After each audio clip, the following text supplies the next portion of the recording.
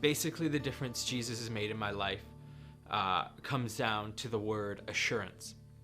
You know, the more I've grown up, the more I realize that I'm a people-loving introvert, and what that means is I have a deep care for people, but I actually don't like to be around people. No, that's not true. But a people-loving introvert, and I think it's because of this love of people that I have that the enemy really tried to put some challenging situations in my life early on as I was growing up.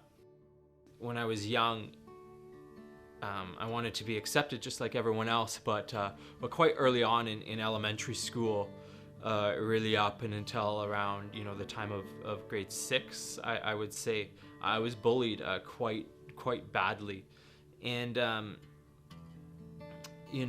it was by the people who were supposed to be my friends, and forgiveness comes quite easy to me. I certainly thank the Lord for that, and so when these things would happen, coupled with my desire to be accepted, I would quickly forgive these people, and I would find myself back in similar situations.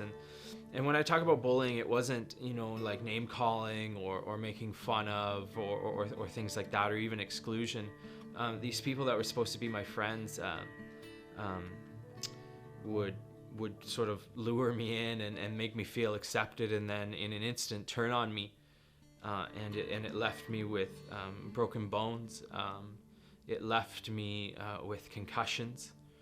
I can think of this time where I had found my hand slammed repeatedly in a locker, and I went to go show this one guy who I would have thought was my best friend, and I looked up and I showed him a very obvious broken finger, and I said, "Look at what they did to me," and he proceeded to say, "It doesn't look that broken," and went and grabbed my finger and wrenched it out of its where it's supposed to be. And so some very challenging things as somebody certainly that young, experiencing things like that.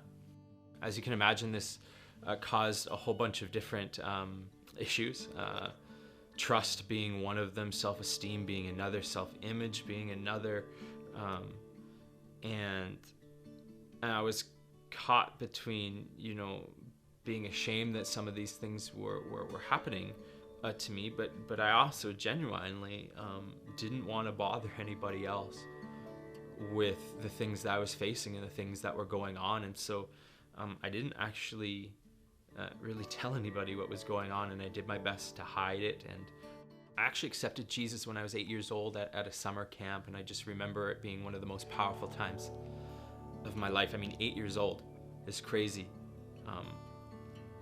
I was so aware of his presence, and I was so aware, even at 8, of my sin nature and my need for him. But even more than that, I was aware of his grace and his love and his mercy, and it just completely overwhelmed me. In my teens, we were able to move away from the place where I was experiencing some of the bullying by chance, by God's grace, all of that. And we moved towns. We moved to Chilliwack, and it was there that we started going to church. My parents previously had become Christians through Alpha, and even though I was going to church and these different things, and I had accepted Jesus, I certainly developed a addiction for anything that brought instant gratification. I look back and see some of the choices that I made and the situations that I found myself in, and I look back now and I see God right there with me. I see his shield around me. I see him walking right beside me. It's crazy to me as I saw him, looking back now, being there with me. The very things that I often found myself doing probably should have invoked his anger, probably should have invoked his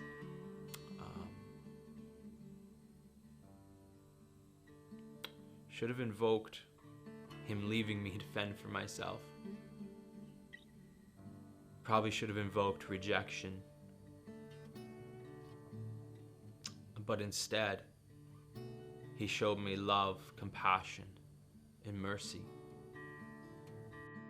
You know, I look at my life now, and everything that has any sort of worth in it is assured in Jesus, and that means everything to me. I can trust other people even when they hurt me. I can trust myself even when I fail. And I can trust him because he is where my acceptance is found.